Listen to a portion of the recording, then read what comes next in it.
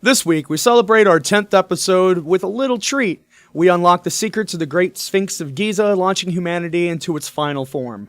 We also provide you with the #1 tip on how to make fast friends: hire them. The Superhuman Vault welcomes its newest member. Newest nudist member, the Stark Survivalist. Got it in one, guys, I promise. We have a dream, we have an agenda, and we clearly just want to watch the world burn in a blazing ball of anarcho-nerd culture. It's Lose a Turn. Welcome to it.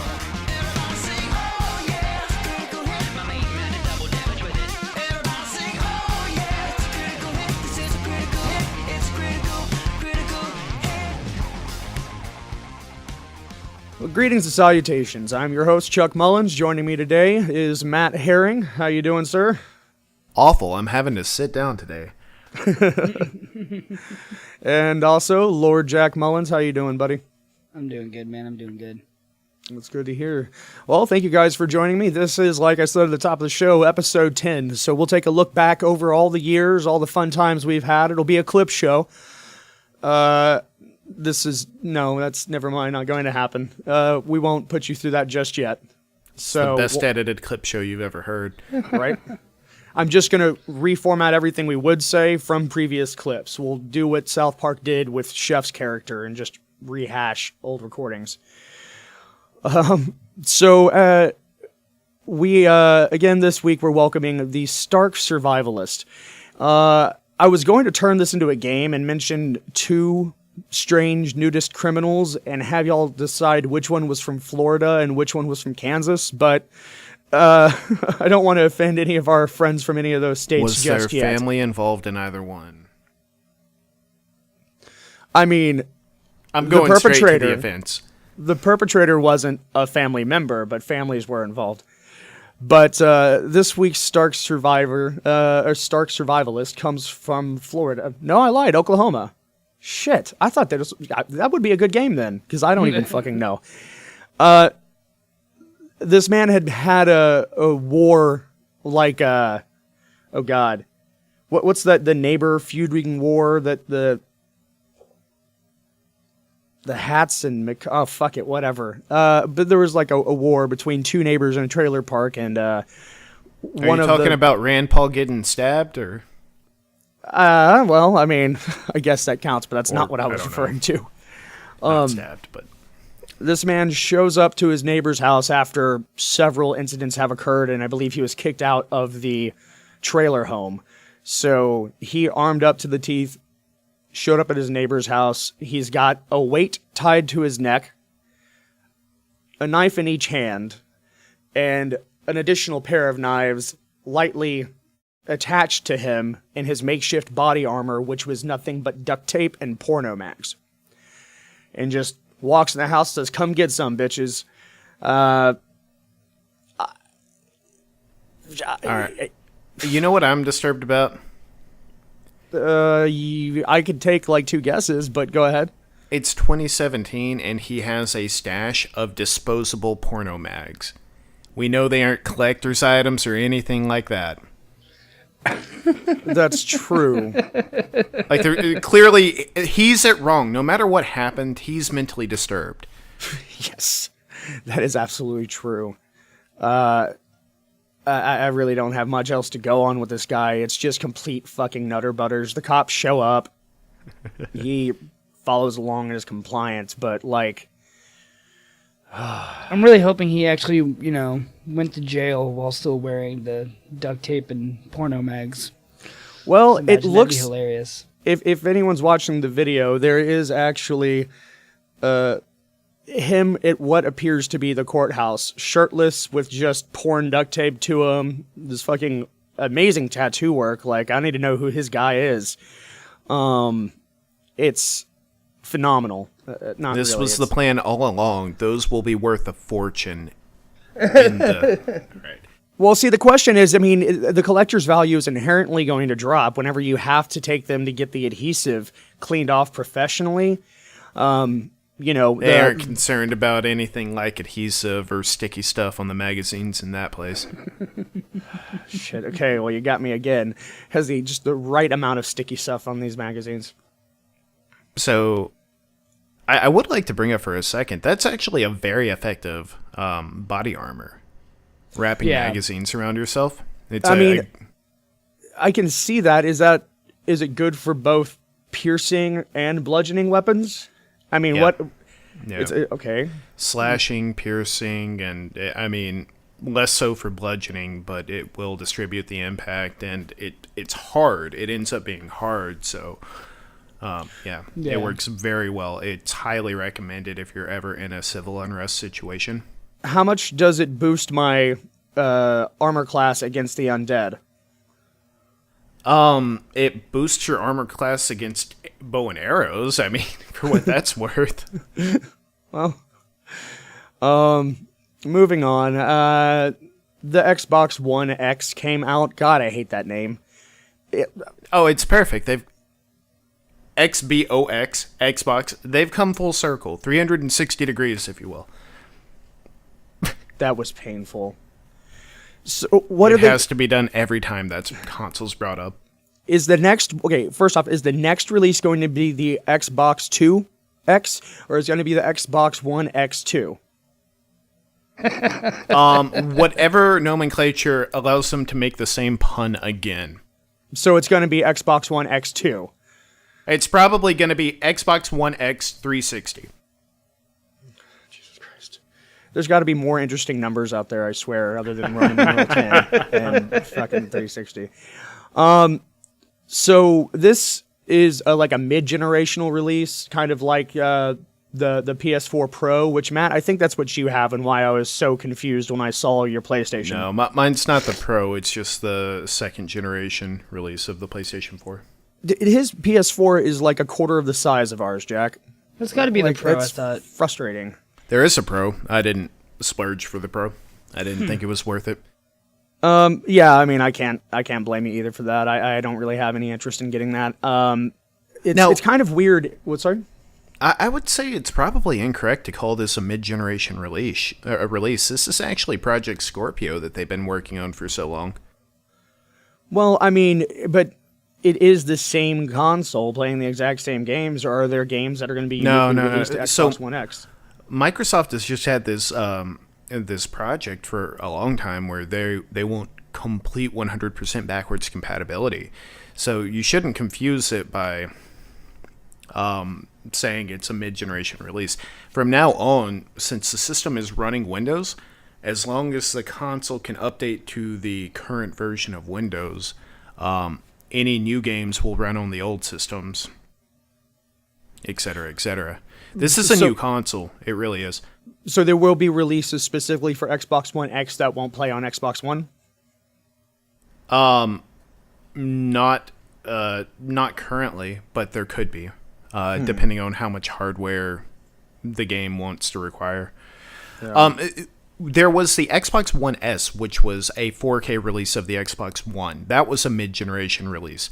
This is a new console. It has more capability. It's full 4K for the display. I can't remember what the refresh rate goes up to. It's been a while, but this was a new system.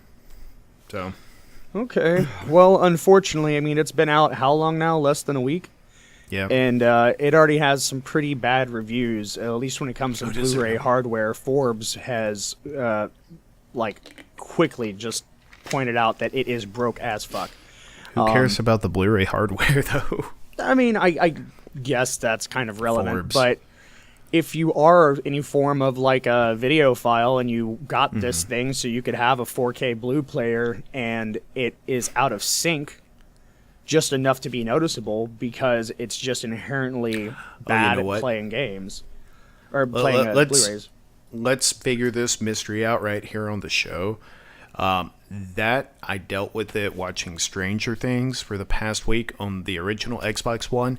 I think it was something wrong with the codecs in their newest version release. That also means that they can fix that through software. Okay. I see. Well, then maybe they'll be able to actually pick up from this, because right now it's just an incredibly expensive, ineffective Blu-ray player. At least when it comes to, again, that's not why you get gaming consoles, but right. PC Master Race. I know it, right? Hey, where's your Blu-ray drive, Jack? I have a PS4 for that. Fuck yeah. So we have the new season of X-Files coming back. Not sure how big you guys were into the whole Xbox, or not Xbox, crap, X-Files. Too many X's. But they came back last summer or something like that and did that little, was it 6 episodes? 4 episodes? Did either of you watch it? I'd been meaning to. I just never did. I completely forgot about it, to be honest. Okay. I thought about it, and then I heard that the only episode worth watching was the first one, so I avoided it after that. I didn't have any issues. I mean, I was worried because towards the end of that little mini season, they brought in 2 new detectives, and it was a very similar to Scully and Mulder, just the teenage years kind of thing. So I was a little bit worried that they were going to be doing a passing of the torch and just to try to breathe new life and kick off another 10 years X-Files.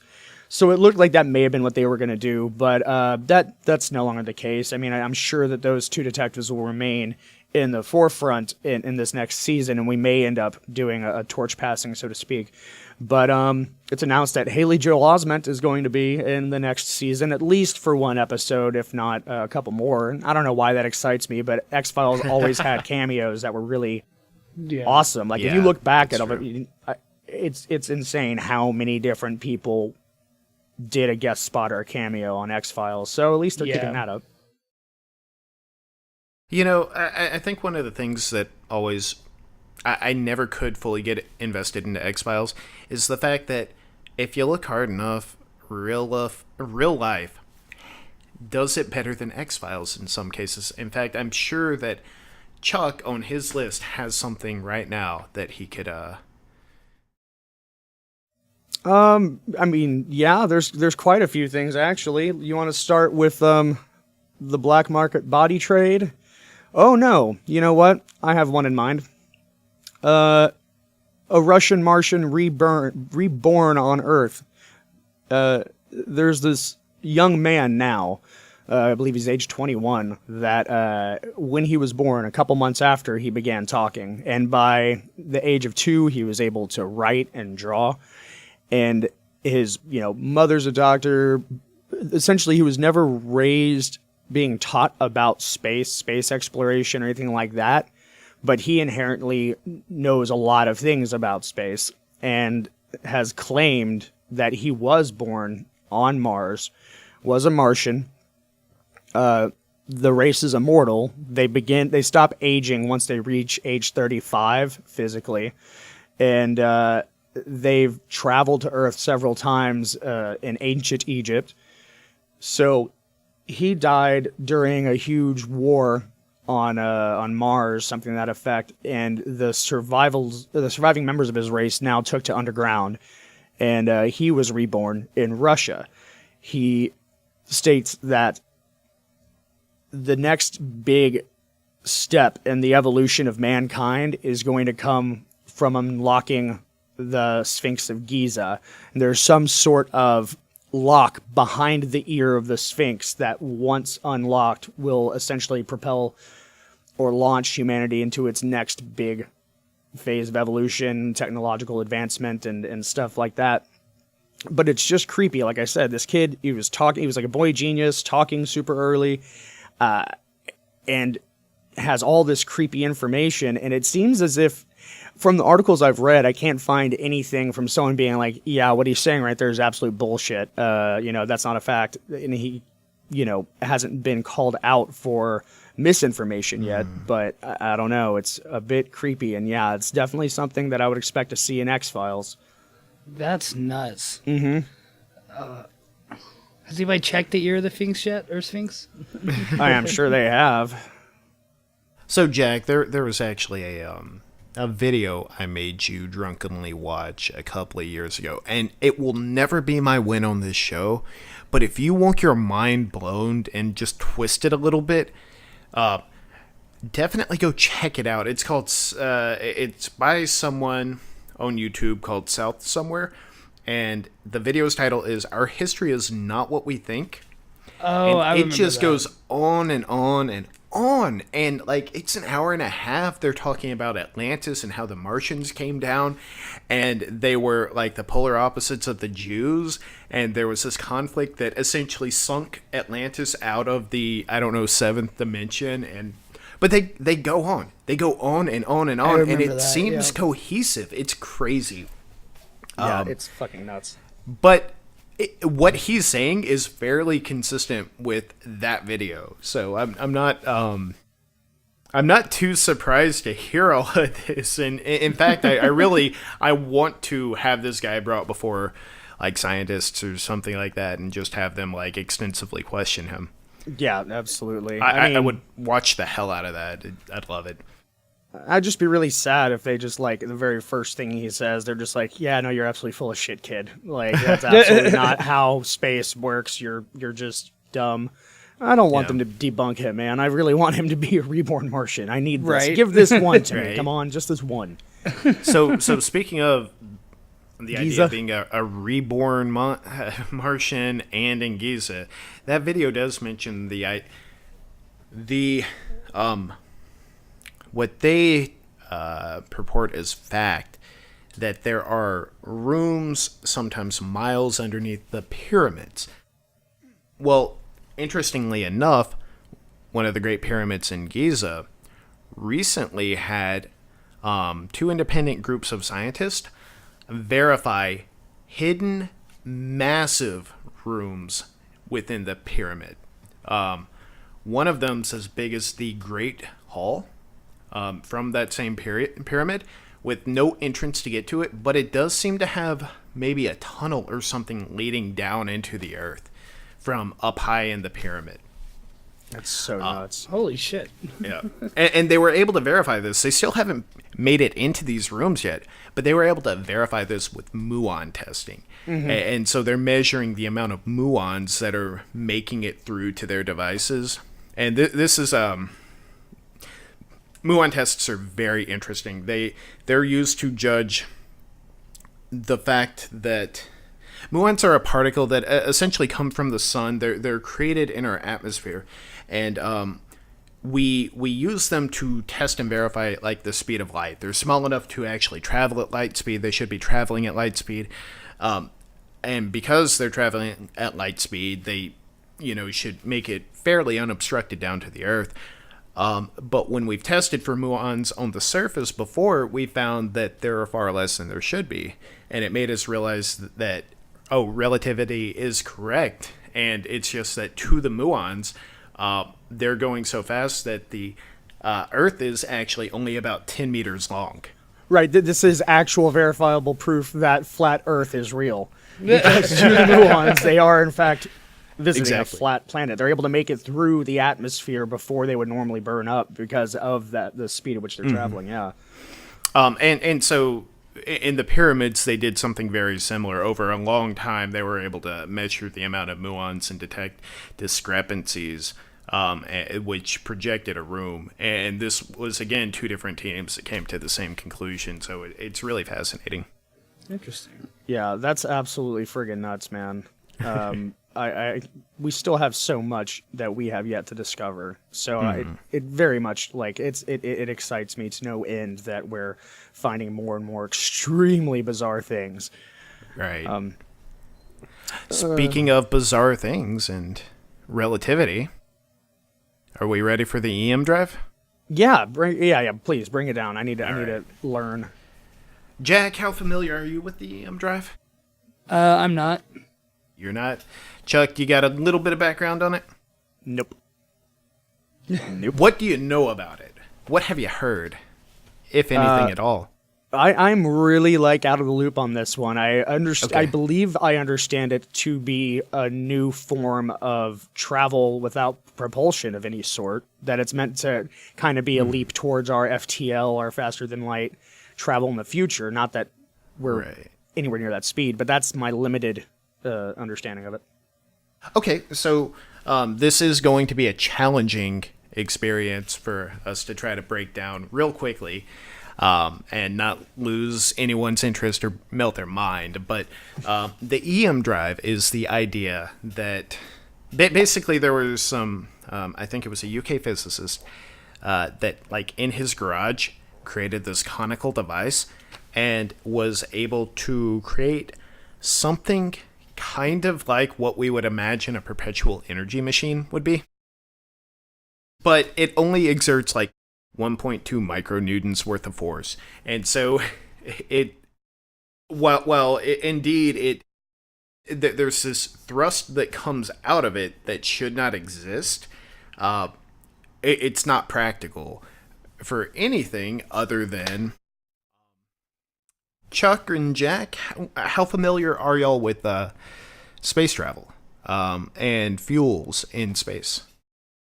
I mean, I should know the answers to all of this as a potential citizen of the space colony of Asgardia, but are you talking specifically about the types of fuel we use or fuel we mine out there? Just the process of space travel. Go that way a bit. Yeah, it's about the right. extent. So we've got, when we're looking at space travel, there are really two factors. One is, how do we go faster in space, and like slow down? And the other factor is, how do we get into space in the first place? And I mean, the answer to both of those is clearly fuel on both counts, but the more fuel you add, as you add more fuel, you need exponentially more fuel to carry that sort of the fuel. weight, right? And so the more fuel you actually carry into space is it really costs a shit ton just to get a pound of fuel up there. Yeah. And so when you're talking about going massive distances, like to Mars, Jupiter, other places like that, we run into issues with just the sheer absurdity of getting the amount of fuel needed up into space. Now, the great thing about space is that it's a vacuum. So once you gain a certain amount of speed, you're going to continue on at that speed. Right. There's no pressure or friction to slow you down. However, the bad part is, again, that if you can't gain speed, then you're going to go at a snail's pace forever. And that's no good for anyone. So what we tend to do is an exponentiated acceleration by emitting small particles one at a time from a spacecraft. So you might shoot out a couple of argon atoms every minute for the course of 3 months to achieve something resembling a respectable speed to make it to Mars within 6 months. And the speed does exponentiate because of that process. It's just you have to carry the fuel to get up there. The EM drive would allow us to create that thrust and acceleration without emitting particles. So it's without propulsion, and that's what's fascinating about it. NASA actually, when this report first came out, everyone was like, nope, breaks physics, not possible. And then we ended up, I think it was just 6 months ago, maybe a year ago, NASA came out and said, okay, we've finally gone through and peer reviewed it. It worked for us. This is nuts. Damn. This is absolutely nuts. But they didn't know why it worked. And so this week they've the articles comes across as somewhat specious to me because they're talking about propellant and things that, based on my understanding of the EM drive, these are incorrect terms to use. And I haven't paid for the actual journal to read through it for obvious reasons. One, that my eyes would glaze over trying to read that stuff. But it looks like one of the theories that didn't make a lot of sense to anyone, but has been around for a long time, and it requires Einstein's spooky action at a distance, which really made him doubt his own relativistic theories. It looks like pilot wave theory is the most probable reason that the EM drive seems to work in the first place. So this has absolutely nothing to do with anything like lifters. No. Okay. It would never get you out of the atmosphere. I want to make that very, very clear. This is just for acceleration in space. And I don't think it would actually shorten any space trip, but when you're talking about going interstellar outside of our solar system, you can actually start approaching the speed of light fairly quickly. Wow. That is nuts. So, and it's just from that very, very small thrust. It's like 1.2 micronewtons per watt, I think. Crazy. So that'll save on the amount of fuel we have to carry up there, and therefore the efficiency of the fuel during launch and the ability to retain fuel throughout the entire journey. That's actually a pretty huge friggin' deal, man. That's nuts. And so you think about something like that for Elon Musk. His SpaceX. He wants to keep a ship that's just a bus going back and forth from Mars to Earth. But he's been able to reuse things, right? I mean, he's able to reuse these shuttles. Well, and so the shuttles going up and back down, landing those and then reusing those, that's amazing on its own. It cuts down the cost immensely. But we're talking about a different device here. It's a shuttle going back and forth from Mars to Earth, never landing, because he wants to cut down on that fuel cost of getting the mass up there.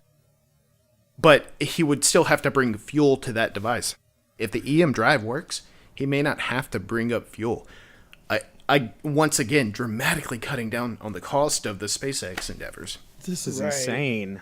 This is all insane. And I know that Musk is also, I mean, he's a busy fucking dude, and probably the show's mascot. He's currently working on his tunnel. I mean, he's working on a lot of things, but among those is the tunnels in LA. Jack, do you know anything about the Boring Company and what he's doing with that?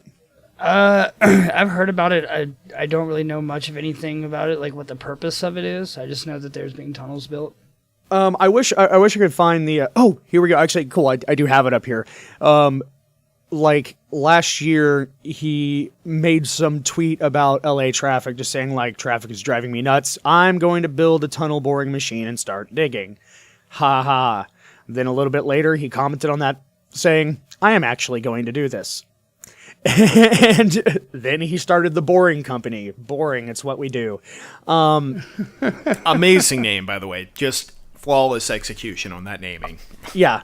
And the fact that it seemed like it was just such a out-of-this-world kooky joke, but it's fucking Musk we're talking about here. So he's like, yeah, I'm going to do it. There's this... I've noticed this, and people can disagree with me all they want. I just like to believe. Elon Musk makes businesses around what people tell him are impossible or to, like, destroy conspiracy theories. I think SpaceX came from the idea, how do I prove to people there is no flat Earth? I know what I'm going to do. Sell my shares at PayPal and bring people up into space and let them see the Earth. How do I make a business around that? Hey, let's go to Mars. While we're at it, let's find out if there are Martians living under the ground. Maybe this Russian kid's full of shit. There's that hollow Earth theory too. Digging holes. Let's dig holes. I'm all about this. Dude, I think I feel like the timing is just a little bit off in our history. So hopefully whenever we get the time travel thing down, we can fix this. But I think we need to get Houdini to hang out with Elon Musk. They would be a dynamic duo. They would be a superhero team. I mean, of course, we'd want to invite Tesla and Einstein and stuff like that, but I don't know why. The idea of like Houdini and Elon Musk hanging out together, debunking conspiracies and just being batshit crazy but effective, so nice. I do, maybe it's worth considering the fact that Elon Musk could have already gone back in time. Maybe that's how he's able to do all of this. So, do you think he's from the future and is coming back to just help baby step us into the future? Or do you think perhaps he was like a prehistoric being that acquired the technology from another traveler and is using it for good? I think he the doctor died in front of him, and he took the TARDIS, and he's like, you know what? I know all these things are possible because I've seen them before, but they came like 500 years too late, so I'm gonna make them happen sooner. That would explain everything. I mean, there you have it, folks. I told you we were going to blow the lid off it this week, and Elon Musk is an interstellar being from a different time period. Nope, go on. Are you wanting to move on from the boring? Well, no, I was actually going to bring up the fact that right now he's got like 500 feet, probably much more right now, of tunnel built underneath the SpaceX property campus. He was given a go-ahead from LA, the people responsible in LA, to say, yeah, you can do this. So I think he's allowed to build about 2 miles out from the property of SpaceX, which is going to go underneath, I think, Hawthorne. The idea, Jack, I mean, I don't know if you've seen any of the kind of like the graphs of what he ultimately has in mind, but the theory being that when we work in a metropolitan area, we have a building that has a very small footprint compared to the number of floors and how high it goes up. And we kind of live in that y-axis vertical space, but when we have to travel to get home, we are all on the exact same x-axis road. It's impossible, it's frustrating, it's infuriating.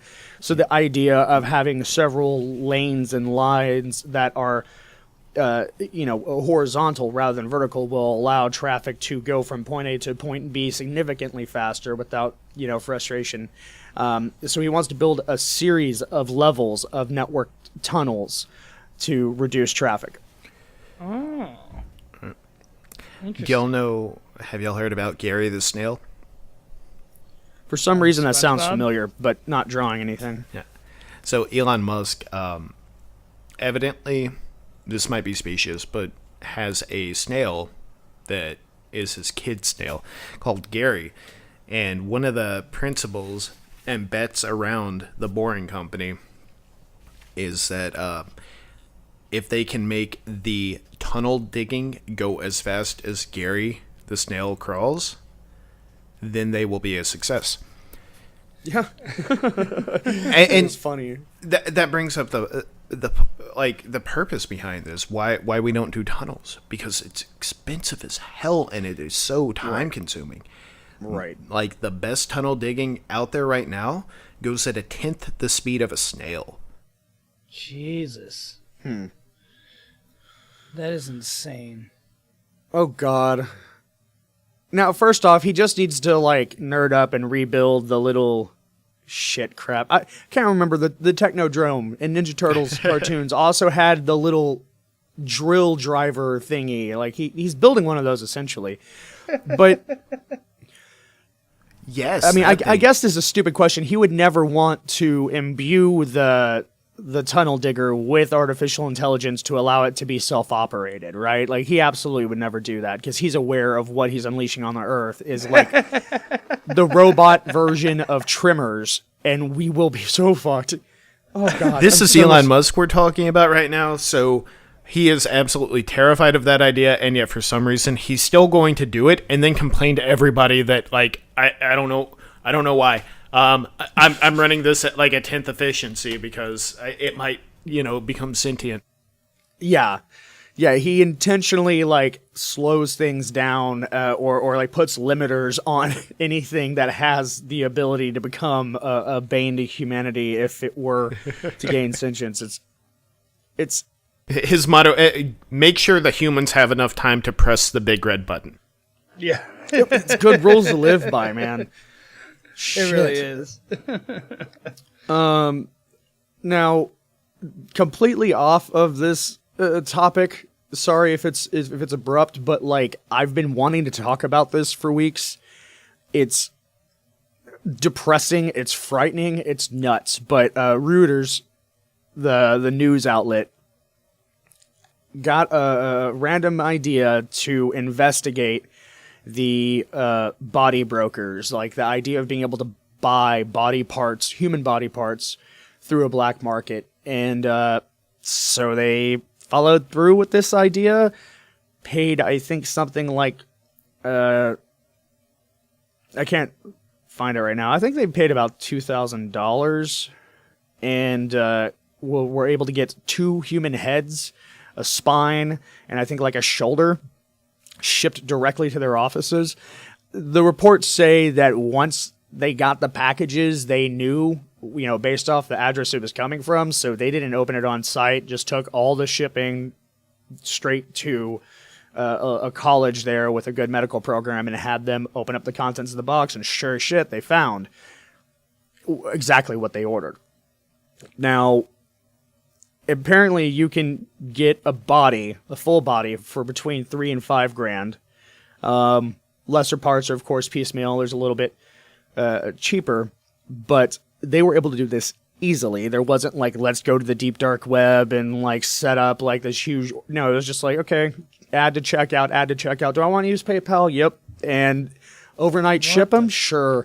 And the fucked up part is that these body components, I guess it's not the fucked up part. The fucked up part is what I've already said. You could buy human body parts. But, oh God, now I'm thinking of the shipping cost of that. If I could get it on Prime, I'd probably do it. But shipping a human head's got to be a little pricey. These parts, they had DNA tests run and found them to belong to people who were presumed to be cremated.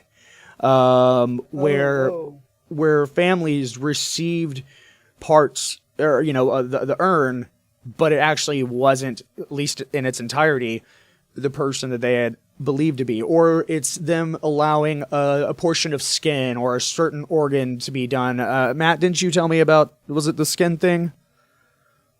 Yeah, so he had signed over, the guy who died had signed over his or I guess the family. So people do this for the sake of affording their funeral, and the funeral homes get a headhunter's check from whoever they sell it to. And so the family was like, yeah, okay, we'll donate some of his skin for testing purposes. And it turned out that the ashes in the jar for their cremation weren't even his, I think. Mm-hmm. Or they were 80% his. I don't remember all the details, but it his entire body had been sold. Reuters got part his shoulder or something like that during this debacle. Was it his shoulder they received? A shoulder, or I guess it might have been his spine. I don't remember which, but something that clearly should not have ever left the funeral home. Yeah, and apparently it's just too hard for funeral homes to make money or something through. I mean, it's fucking expensive as hell, by the way, but they're also lying and scamming on the side in often cases. That's just so fucked up. Yeah, I was going to bring this up, of course, for the Halloween show, but the time passed, and I had to hold on to this article. You know what really bugged me? It went from horror movie, kind of this is creepy, this is whatever, to truly macabre when I read that colleges purchase from these programs to get their cadavers for research. Legitimate businesses are encouraging this. That is actually, I didn't even think of it from that perspective, but yes, there is a definite need for cadavers in many absolutely. businesses and educational facilities and forensic studies. So that's supposed to be the people who are, donating their body to science, and even after being an organ donor or something, you could still, apply. But it's so, you think, based off reading the news, that we have so many dead people, that there shouldn't be some weird seedy underbelly in which accredited universities are purchasing illegally gotten cadavers. It's mortifying. There should be some verification process, paperwork that goes through the actual family, but clearly that doesn't happen. I mean, just how has this not even been shut down yet? That's just insane. Well, because it's not 100% illegal. The illegal part is that funeral homes are selling parts that they're not supposed to. So this is all over the country. It's not like there's a central hub to it. Right. Yep. Jesus. On a slightly insane. lighter but Yeah. equally macabre note, there's now competitive grave digging competitions. I think it was in Scotland or Scandinavia. I can't remember. I was gonna bring it up. It was this one family owned funereal home. Excuse me. That the local employees each year would kind of have like a company picnic party and then also do competitive grave digging. And it became such a cool thing about that place that drew attention to it. They decided to open it up and start having like, you know, a countrywide competition each year for who can, you know, dig the best grave, the big, deep, nice shaped grave, and you know, most shovels per minute. I don't fucking know. I do not know how you rate it with a 10-star system. I don't know. But competitive grave digging. What the fuck? I imagine it goes very similar to the I showed you that video of the competitive tree felling. Oh yeah. People are just like, that's all they do all day, every day. And so they like, oh, I don't care. I'm standing on a 2x4 and going full swing into this tree. Yeah, it's fucking nuts, Jack. He showed me this competitive lumberjacking in which there's like maybe a 25, 30 foot tall pole, and their job is to cut off the top like 2 or 3 feet of it. In order for them to do it, they only have an axe and a 2x4. They make a couple chops into the tree and shove the 2x4 in and hop on that and create another notch and put the second 2x4 up, and they just hop up the tree like some weird... It's fucking insane. And they do it Like- fast, too. Like maybe 2 minutes to go around and drop down and then go back around on the other side. Yeah, and Jesus. so my whole idea of having a solace treehouse up in like middle of a forest where no one can fuck with me, nope, that's out the water now. Now I'm scared of living in trees because of these fucking bandits. It's Oh, that's amazing. really nuts though. Little bit of good news. Guacamelee 2 is a thing and it's coming out soonish. Guacamole? Yeah, Jack, I mean, I don't know if you played it, but whenever Jordan was living with us, he beat the crap out of it and kept playing it quite a Sounds lot. familiar. Matt, have you ever played it? Are you familiar with it? Yeah, I've played about 30 minutes of it. I got Oh, Shelby to no, sit I down and remember play it. one time. Yeah, it's the Luchador Yeah. Metroidvania title. It's got a really, really gratifying, almost Samurai Jack kind of look to it, but with the Luchador hero. That's right. I remember that now. It's very like it's one of those non-linear adventure games that, you know, like I said, are in that Metroidvania style. But they are releasing a second one. It was such an insane hit. Yeah. I mean, indie Okay, games. so I are should go really back amazing. and check it out. Apparently, I need to as well. I mean, I do. I didn't have a draw towards that aesthetic. I mean, I liked the style of it, but I don't know. I feel like I'm some sort of fucking holier than thou purist, where I'm like, no, if I'm going to play Metroidvania, it's going to be Metroid or Castlevania, and I'm just like a twat about it. I mean, like Oni and the Blind Forest is apparently one of like the most well-received indie games over the last several years, and I do have it, and I have played probably a quarter of it, but I have some weird inner nerdy thing that's like, well, if you really wanted a good experience, you'd play the classics. I don't know. I'm such a fucking bitch about this Same stuff. here. I mean, I've got both of those. too. I've got both of those games, and I've never actually played them. Like, I haven't given them any time they're due, and I don't know what it is. I'm just averse to it. I mean, in that iDarb game too. Like, I had picked it up one time for 5 minutes before iDart? you and I played. That game with the soccer ball that we Yeah, were like that was- kicking out. It was a fucking blast, and Really was. I haven't picked it up since. I had only picked it up for 5 minutes like a year and a half before that. I don't know. Just averse to those kinds of platformers. I have no idea why.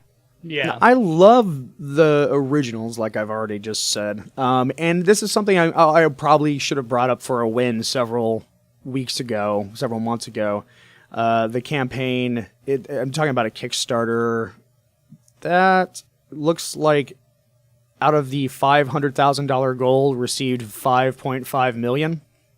Jesus. Wow. That's It's insane. one of the main, like the head writer, developer, creator, essentially of Castlevania, Koji Igarashi, has stepped away and from crap. Who is it? Who is it that does Castlevania? It's not Konami. It is Konami. Konami's. I have a lot of things to say about Konami that aren't quite pleasant. And fortunately, Koji Igarashi wanted to create a new Castlevania title that was very much like his favorite entries in the franchise. Since a lot of like 3D gaming came out, and I think since even like Nintendo 64, they've started releasing a bunch of flops, a bunch of really poorly handled Castlevania entries. Castlevania has survived really well on the handheld consoles, 3DX and PS Vita and stuff like the PSP.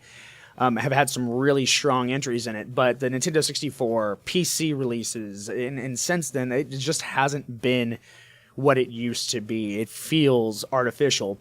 So he wanted to create a new game that is absolutely all the best things we loved about some of the more prominent hits in the franchise, Rondo of Blood and Symphony of the Night and stuff like that. But because he was breaking away from Konami, it's definitely not a Castlevania entry. It's called Bloodstained: Ritual of the Night. It looks fucking amazing. And like I said, it had 65,000 backers. It's going to be available on PS4, Steam, Xbox One.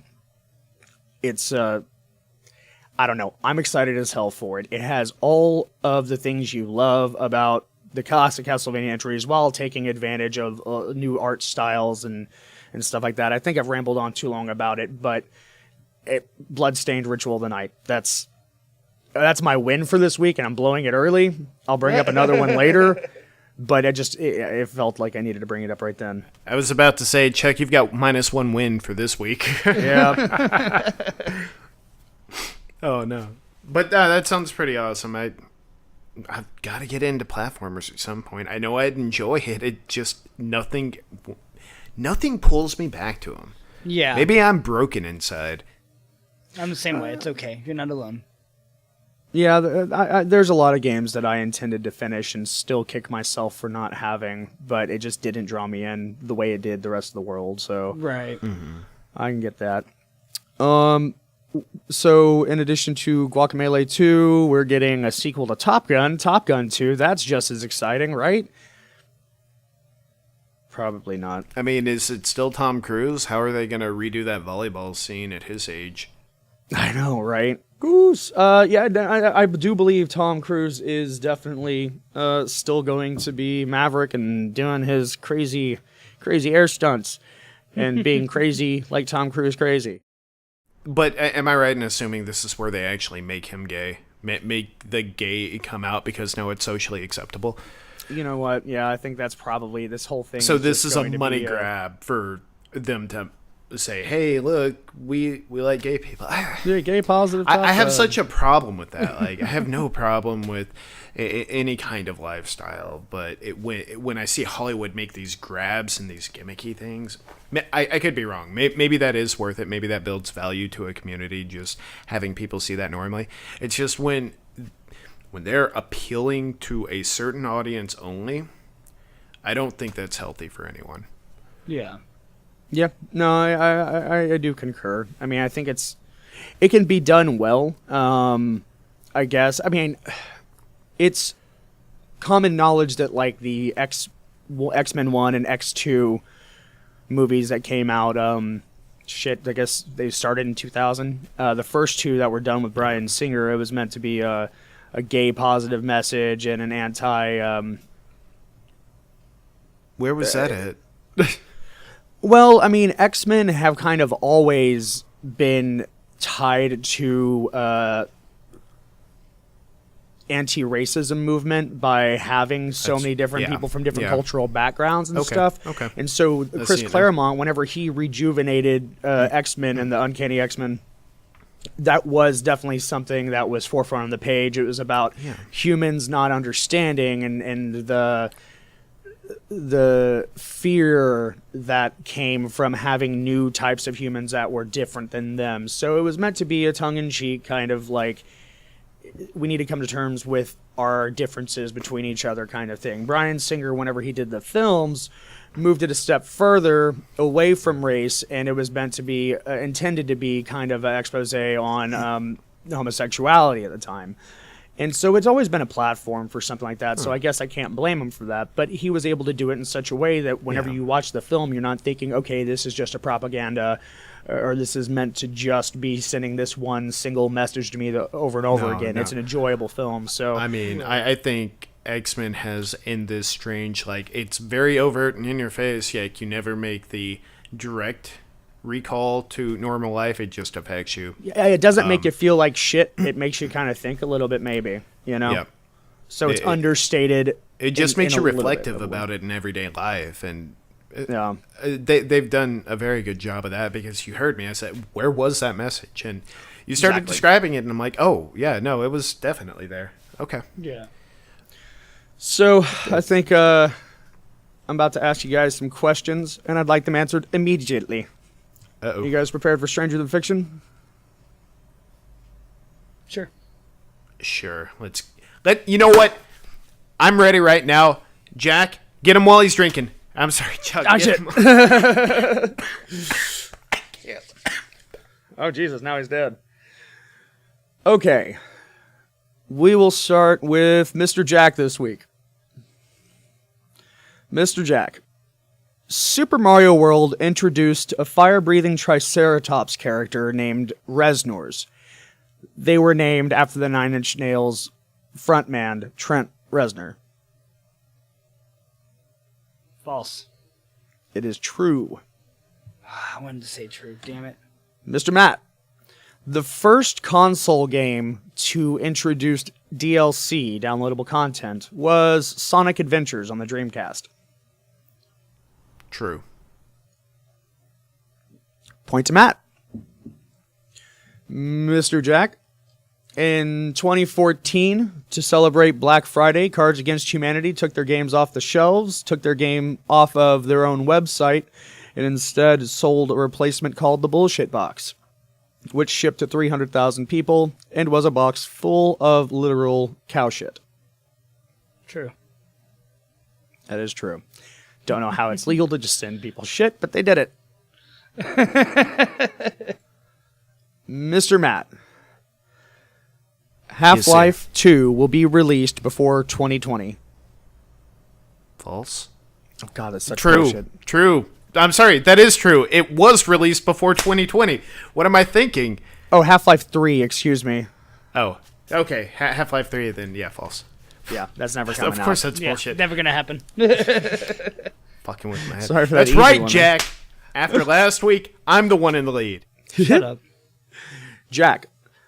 The iconic theme for the original Legend of Zelda on NES was produced in only a single night because they couldn't obtain the rights to the Russian ballet theme they planned on using.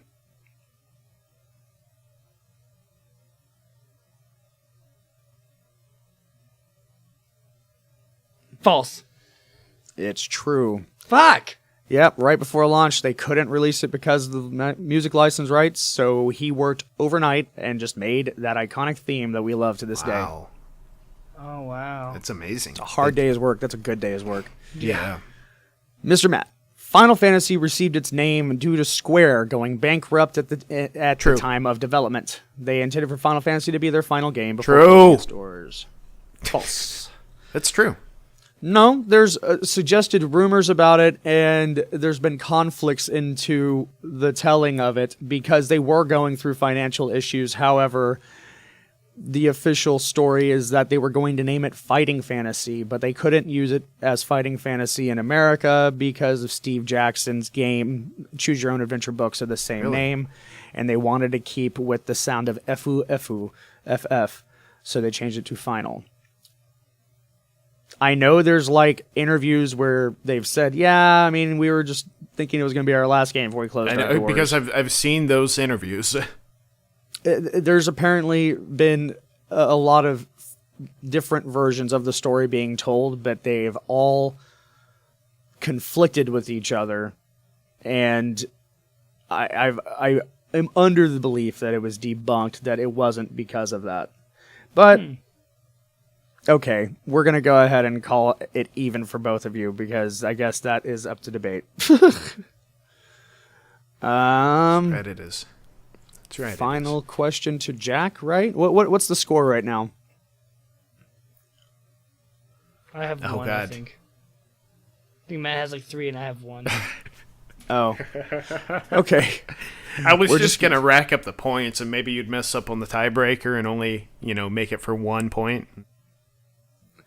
Okay. Tiebreaker for 2 points. 3 points. Damn 3 it. points. Would Yeah. that be a tie maker? No, because you have 1 point and he has 3, right? Yeah. See, this is why I wanted you to believe it was a tie. In 20... No.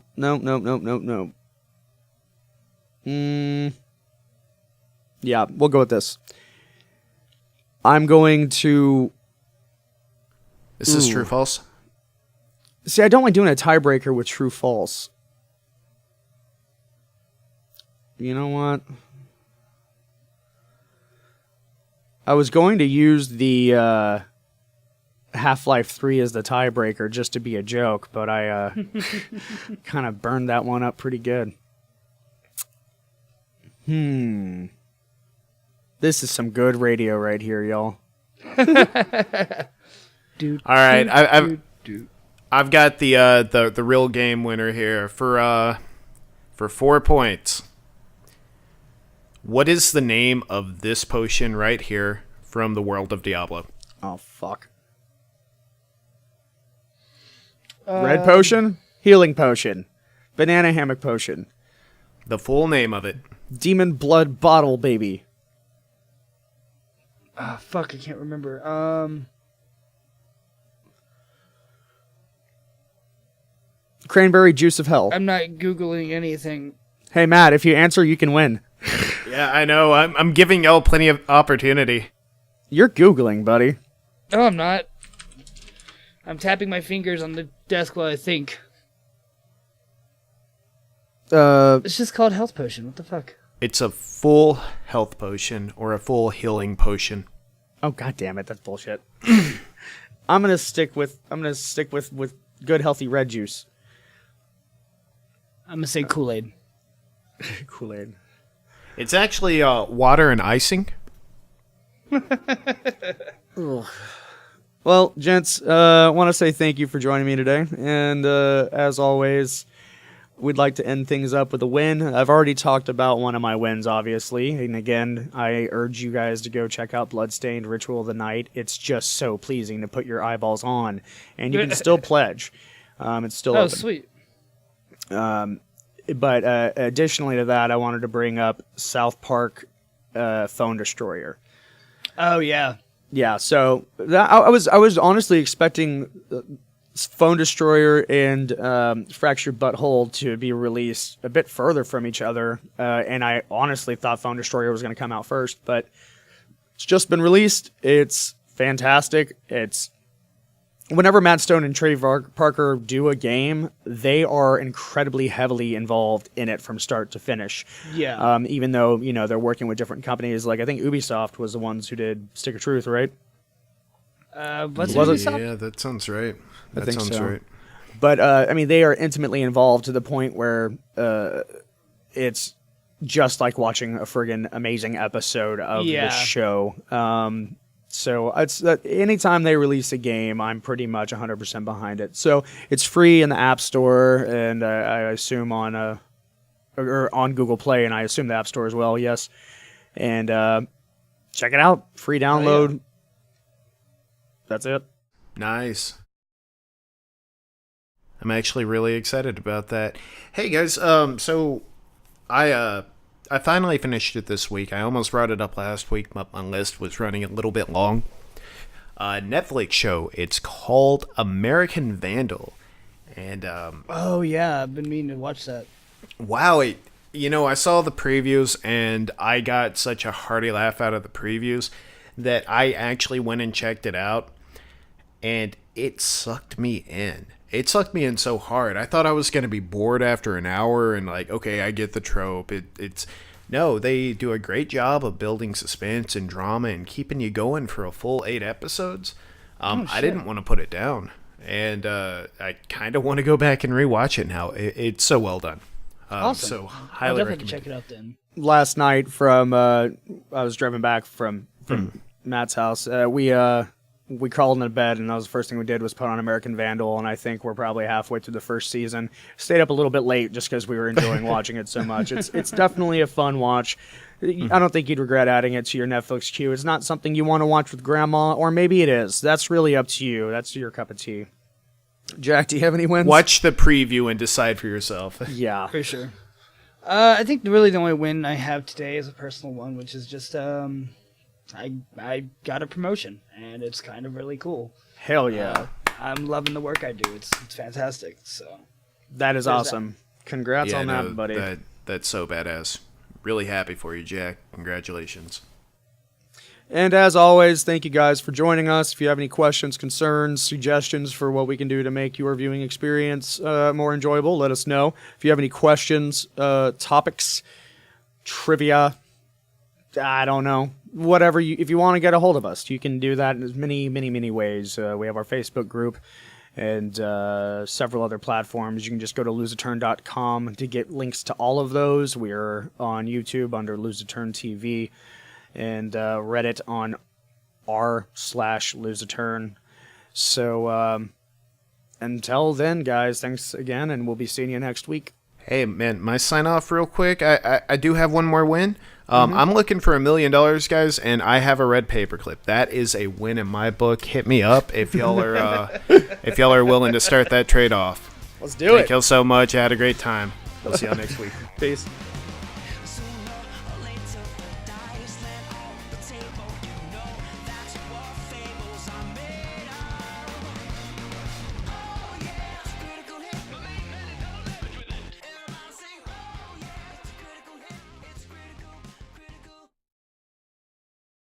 Thank you guys for listening. We'd also like to invite you to check out our friends at seizethegm.com. It's a role-playing game advice podcast done by Zendead, Null Operations, and Jules, where each episode they get together and discuss a specific topic that can hamper a game master regardless of mechanic or system, and try to provide advice for how to deal with these crazy situations, trying to corral your cat-like gamers. Also providing advice for the gamers themselves and how they can spice up their game. They also go on each episode and speak little vignettes about what they're about setting materials and pieces that you can use in your own campaigns. Zendead's been a great friend of mine for a long time. I highly suggest that you check them out at seizethegm.com. They're available on iTunes, Google Play, and wherever fine podcasts are sold.